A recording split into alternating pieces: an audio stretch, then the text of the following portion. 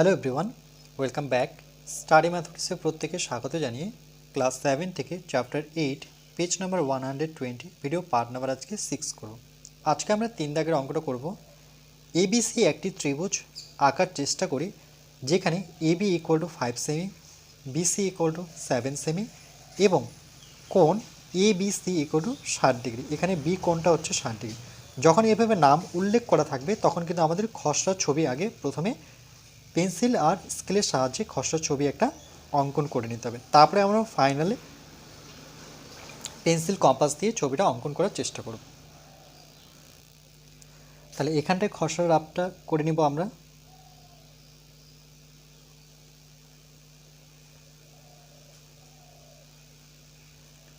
খসড়া চিত্র।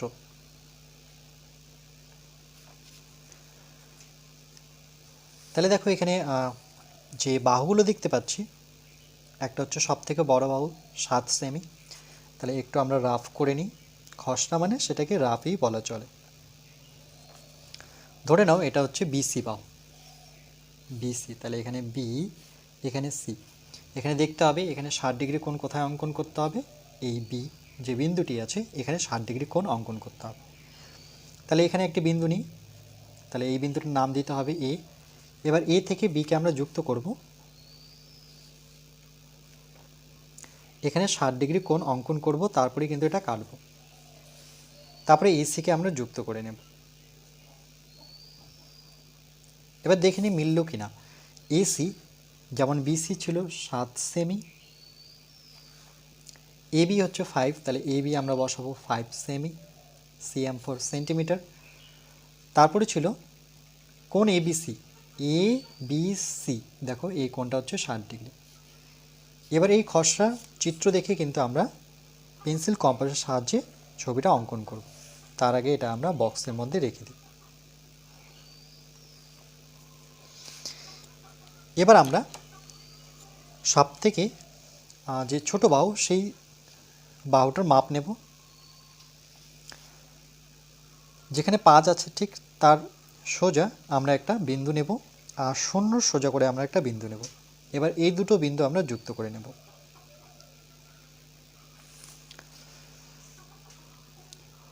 এই যে রেখাংশটা আছে সেটা হচ্ছে এবি রেখাংশ, যার দৈর্ঘ্য হচ্ছে 5 সেমি অর্থাৎ সেন্টিমিটার।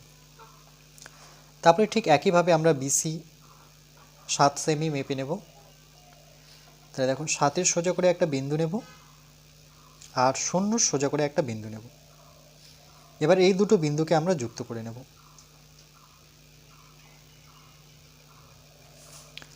তাহলে এখানে লিখব 7 সেমি, সেটার নাম হচ্ছে বিসি। তাহলে একদিকে বি দিব আর একদিকে সি দিব। 1 নম্বর, প্রথমে স্কেলের সাহায্যে 5 সেমি ও 6 সেমি দৈর্ঘ্যের দুটি সরলরেখাংশ আঁকি, যেটা আমরা অলরেডি আঁকলাম। তারপর দেখো সেকেন্ড পয়েন্ট, এবার একটি রশ্মি বিএক্স নিলাম। আমরা প্রথমে বিএক্স রশ্মি নেব। এ বিন্দুকে কেন্দ্র করে পেন্সিল কম্পাসের সাহায্যে, দেখো এ বিন্দুকে কেন্দ্র করে না, এখানে ভুল লিখেছে, এখানে বি বিন্দুকে কেন্দ্র করে হবে, এটাকে বি করতে হবে।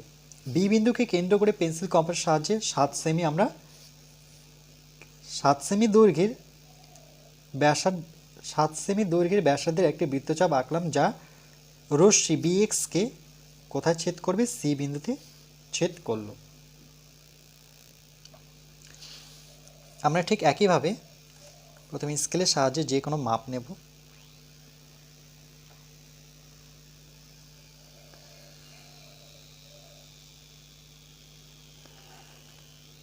মাপ নেওয়ার পর এখানে যে বিন্দুটার নাম দেব এই যে খসড়া রাফ থেকে, সেটা কি বি। তাহলে এখানে নামটা দেব আমরা বি। আর এটা যেহেতু একটি সরল রেখা, তাহলে এই সরলরেখার উপরে একটি বিন্দু নেব, সেই বিন্দুটার নাম দেব এক্স। এবার আমরা 7 সেমি যে বাহুটি আছে সেই বাহুটি মাপ নেব। কেমন করে, একদিকে কাটা বসাবো আর একদিকে পেন্সিল বসিয়ে আমরা এভাবে কেটে কিন্তু দেখাতে হবে। এই মাপটা নিয়ে দেখো, এই মাপটা নিয়ে আমরা বিতে বসাবো। বি বিন্দুতে বসিয়ে এক্স রশ্মিটাকে আমরা এখানে কেটে নেব। যেখানে কাটলাম সেটার নাম কি হবে, এই যে খসড়া চিত্র থেকে দেখে নেব, সেটার নাম হবে সি। এরপর দেখো সেকেন্ড নাম্বার কি বলেছে, থার্ড নাম্বার। এবার বি বিন্দুকে কেন্দ্র করে 60 ডিগ্রি কোণের সমান মানের একটি কোণ ওয়াই বিসি আঁকলাম। ওয়াই বি সি আঁকলাম। এর অর্থ কি? এর অর্থ হচ্ছে এই যে বি যে বিন্দুটা দেখতে পাচ্ছি, এখানে আমরা বি বিন্দুকে কেন্দ্র করে 60 ডিগ্রি কোণের সমান করে একটি কোণ ওয়াই বি সি আঁকলাম। ওয়াই বি সি আঁকবো। এটাও কিন্তু পেন্সিল কম্পাসের সাহায্যেই করতে হবে। তাহলে আমরা যে কোনো এর মাপ নেব পেন্সিল আর কম্পাস থেকে। আমার তো পেন্সিল নয়, আমার পেন, তোমরা অবশ্যই পেন্সিল ব্যবহার করবে। যে কোনো তোমাদের যেমন ইচ্ছে তেমন এদের মধ্যে দূরত্ব নিয়ে আমরা বি বিন্দুটাকে কেন্দ্র করে, দেখো বি বিন্দুটাকে কেন্দ্র করেছি, ঠিক একটা বৃত্তচাপ নেব, যেভাবে আমরা 60 ডিগ্রি কোণ অঙ্কন শিখেছিলাম। এভাবে দাগ টানবো। যেই মাপটা দিয়ে আমি ঘোরালাম, বৃত্তচাপটা নিলাম, সেই মাপ নিয়ে, মানে মাপটা আমি কিন্তু নড়াচড়া করতে পারবো না, একবার কেটে নেব। একবার কাটা মানে সেটা 60 ডিগ্রি কোণ হয়। এবার আমরা কি করব, এটাকে যুক্ত করে নেব।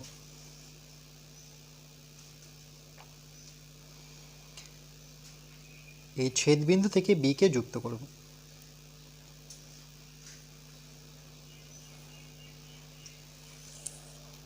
যুক্ত করার পর আমরা ইচ্ছে করলে আরও টানতে পারতাম, তাহলে এটি একটি সরলরেখা। এই সরলরেখার উপরে একটি বিন্দু আমি ধরে নাও ওয়াই নিলাম। ওকে, এরপর দেখো 4 নম্বর পয়েন্ট। এবার বি বিন্দুকে কেন্দ্র করে পেন্সিল কম্পাসের সাহায্যে 5 সেমি দৈর্ঘ্যের ব্যাসার্ধ নিয়ে একটি বৃত্তচাপ আঁকলাম, যা বি ওয়াই রশ্মিকে যে বিন্দুতে ছেদ করলো সেটাই ড্যাশ বিন্দু। সেটাই কি বিন্দু হবে, বিসি পেয়েছি, তার মানে সেটা হবে এ বিন্দু। এই দেখো সেই বিন্দুটার নাম হবে এ। তাহলে 5 সেমি দৈর্ঘ্যের মাপ নিয়ে আমরা এভাবে কাটবো। এই যে দেখো কেটে দেবো এভাবে, বি থেকে এটাকে কেটে নেব, মানে বি ওয়াই যে রশ্মিটা আছে সেটাকে কাটবো।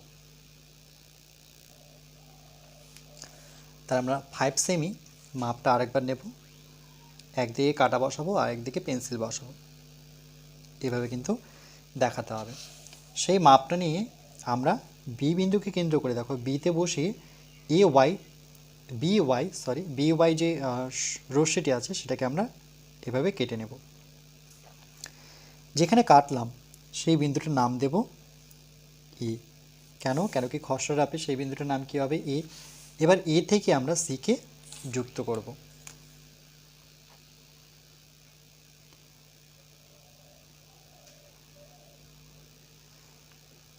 তাহলে কিন্তু আমরা একটা ত্রিভুজ পেয়ে যাব। এরপর আমরা লিখে নেব এই বিসির দূরত্ব ছিল 7 সেমি আর এবির দূরত্ব হচ্ছে 5 সেমি,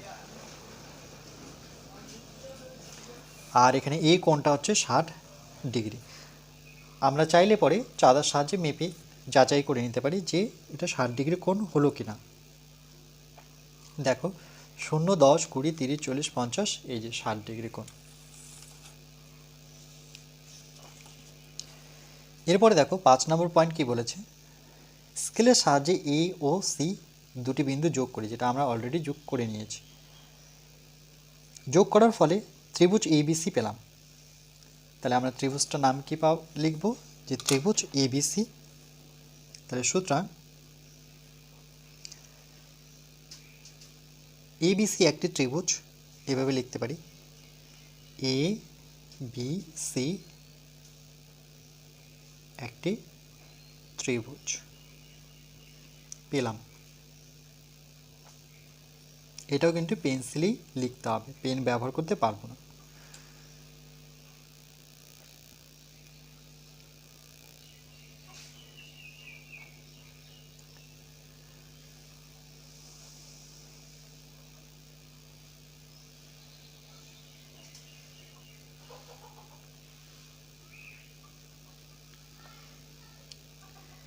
এরপর আমরা পরবর্তী পার্ট নাম্বার 7-এ পেজ নং 121 করব।